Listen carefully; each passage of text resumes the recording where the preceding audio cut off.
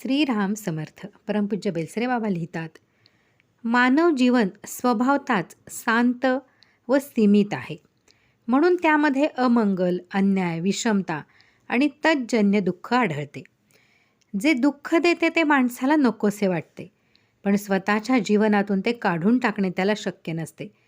याचा प्रत्यक्ष अनुभव येतो तो असा: विद्यमान समाज रचनेमध्ये जे विषम, अमंगल व अन्यायाचे असते ते दुःखदायक होते.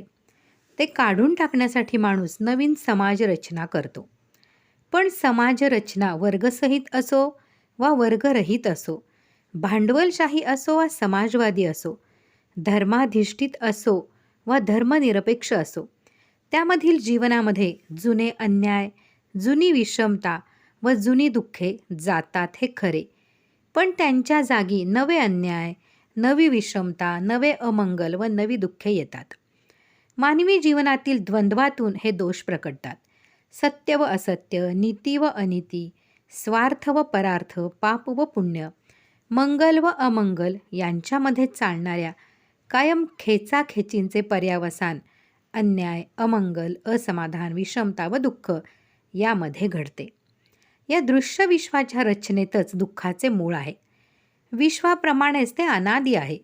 म्हणून दुःखाचा आरंभ अज्ञात असला तरी ते अंतवंत आहे. जीवनामध्ये दुःखाबरोबर सुखही आढळते. माणूस जी आध्यात्मिक आणि अधिभौतिक दुःखे भोगतो त्यांच्या तीव्रतेमुळे आणि विविधतेमुळे जीवनातील सुखाचे क्षण निस्तेज होतात आणि चटदिशी विसरले जातात. दुःखाची कथा मोठी विलक्षण आहे. जगातील परिस्थिती बदलली की काही दुःखाचे स्वरूप बदलते. उदाहरणार्थ दारिद्र्य, दुष्काळ, रोगराई, गुन्हेगारी, दरोडेखोरी, चोरी, आर्थिक पिळवणूक, घरांची टंचाई, वैद्यकीय मदतीचा अभाव, सामाजिक विषमता, धार्मिक द्वेष यांच्यापासून निर्माण होणारी दुःखे माणसाच्या प्रयत्नांनी संपूर्ण नाहीशी करता आली नाहीत तरी पुष्कळ अंशी हलकी करता येतात. परंतु भूकंप, अतिवृष्टी, अनावृष्टी, अपमृत्यू, म्हातारपण, प्रियजनांचा वियोग ही दुःखे माणसाच्या नियंत्रणाखाली नसल्याने फारशी कमी करता येत नाहीत. विज्ञानाने दृश्य जगाचे ज्ञान वाढते. त्याच्या मदतीने जुनी दुःखे नाहीशी करता येतात, पण त्यांच्या जागी नवीन दुःखे अवतरतात. म्हणून मानवी जीवनात दुःख पुन्हा जसेच्या तसेच राहते. दुःख हे अज्ञानाचे पिल्लू आहे. जोपर्यंत अज्ञान आहे तोपर्यंत दुःख राहणारच. त्याचे दर्शन रूप तेवढे बदलेल इतकंच. केवळ ज्ञानानेच अज्ञान नाहीसे होते. ईश्वराच्या दर्शनाने अज्ञान नाहीसे करणारे आत्मज्ञान प्राप्त होते. म्हणून जीवन दुःख मुक्त करण्यास ईश्वर दर्शनाहून अन्य मार्ग नाही.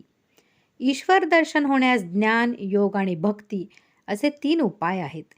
त्यापैकी भक्ती सहज, सुलभ व प्रेमाचा उपाय आहे.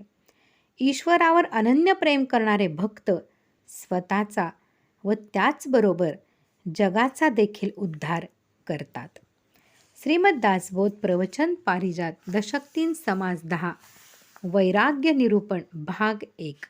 श्रीराम जय राम जय जय राम. जय जय रघुवीर समर्थ.